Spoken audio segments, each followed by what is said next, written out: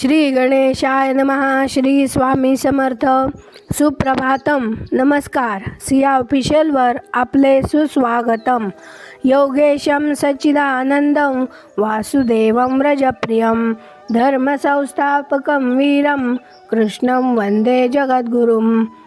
आज आपण महाभारतातल्या पहिल्या खंडातल्या आदिपर्वातले शकुंतलोपाख्यान पर्व पुढे वाचायला सुरुवात करूया.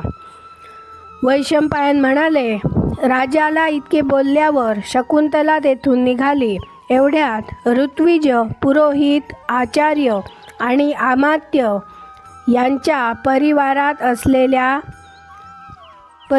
असलेल्या दुष्यंताला अशरीरीनं दिव्य वाणी अंतरिक्षातून म्हणाली, माता म्हणजे केवळ भस्त्रा, केवळ चर्मकोश, ती केवळ गर्भधारणेपुरतीच असते. पुत्र पित्याचा असतो, पित्यापासून पुत्राचा जन्म होतो, म्हणून पिता म्हणजेच पुत्र दोघेही एकरूपच असतात.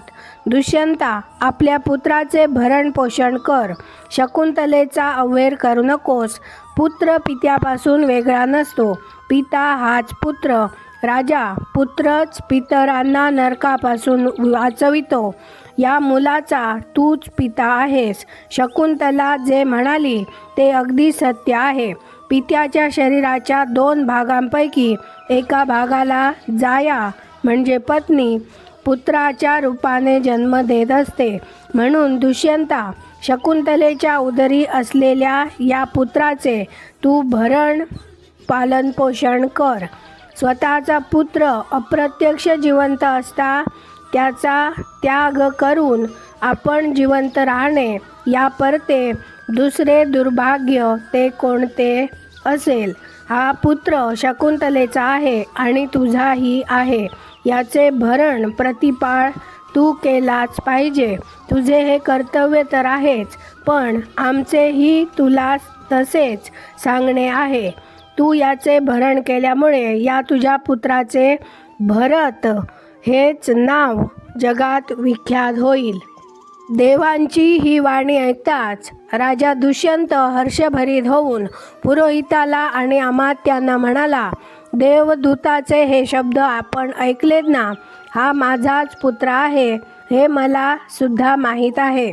केवळ शकुंतलेच्या बोलण्यावरून हा मुलगा माझाच आहे असे जर मी म्हणालो असतो तर याच्या अभिजातपणाबद्दल लोकांच्या मनात संशय निर्माण झाला असता आणि तो शुद्ध ठरला नसता.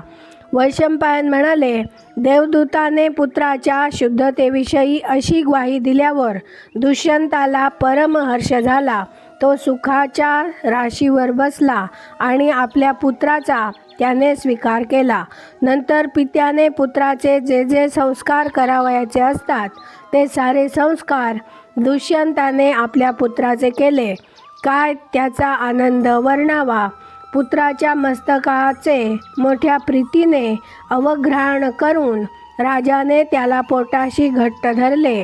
ब्राह्मणांनी राजाचे अभिनंदन केले आणि भाटांनी त्याची स्तुतिस्तोत्रे गायली आणि अशा प्रकारे दुष्यंत पुत्राच्या स्पर्शाने होणाऱ्या अलौकिक आनंदाचा धनी झाला आणि आपल्या पत्नीचा त्याने यथाशास्त्र सत्कार केला व तिचे सांत्वन करून तो तिला म्हणाला, मी तुझ्याशी संबंध ठेवला हे नगरात कुणालाही माहीत नव्हते, म्हणून तुझ्याविषयी लोकांच्या मनात कसलेही किलमिश राहता कामा नये असा विचार माझ्या मनात आला. पुरुषाला आपल्या मोहात पाडावयाचे हा स्त्रियांचा स्वभाव असल्यामुळे तू माझ्याशी समागम केलास आणि आपल्या पुत्राला राज्य मिळाले पाहिजे असा आग्रह तू धरलास. तसेच साऱ्या लोकांना वाटले असते. तुझा क्रोध अनावर व्हावा असे मी वागलो हे खरे आहे. त्यानंतर तू मला जे कटू बोललीस त्याबद्दल हे लाडके मी तुला क्षमा केली आहे. राजर्षी दुष्यंत आपल्या प्रिय राणीला असे बोलला आणि तिला बहुमोल वस्त्रे अर्पण करून व तिला पंचपक्वान्नांचे भोजन घालून त्याने तिचे गोड कौतुक केले. नंतर दुष्यंताने शकुंतलेच्या पुत्राचे भरत असे नाव ठेवले आणि युवराज पदाचा त्याला अभिषेक केला. वीरश्रेष्ठ भरताचे दैदिप्यमान दिव्य अपराजित वैभवशाली रथचक्र जे सुरू झाले ते कायमचेच. त्या रथचक्राने त्रिभुवन दुमदुमून टाकले. भरताने राजांना जिंकले आणि त्यांना शरण येण्यास भाग पाडले. थोर पुरुषांनी आचरिलेल्या धर्माचे त्याने पालन केले आणि लोकोत्तर कीर्तीची जोड प्राप्त करून घेतली. तो चक्रवर्ती सार्वभौम राजा झाला. देवराज इंद्राप्रमाणे त्याने अनेक यज्ञ केले. कण्व महर्षींनी सुद्धा विपुल दक्षिणांनी युक्त असे अनेक यज्ञ त्याच्याकडून यथाविध करविले. गोवितत नावाचा वैभवसंपन्न यज्ञही त्याने केला. या यज्ञामध्ये सहस्र शतकोटी द्रव्य कण्व महर्षींना दक्षिणा म्हणून दिले. भरतामुळे भारती कीर्ती जगात समृद्ध झाली. त्याच्यामुळेच हे कुळ भारत कुळ झाले.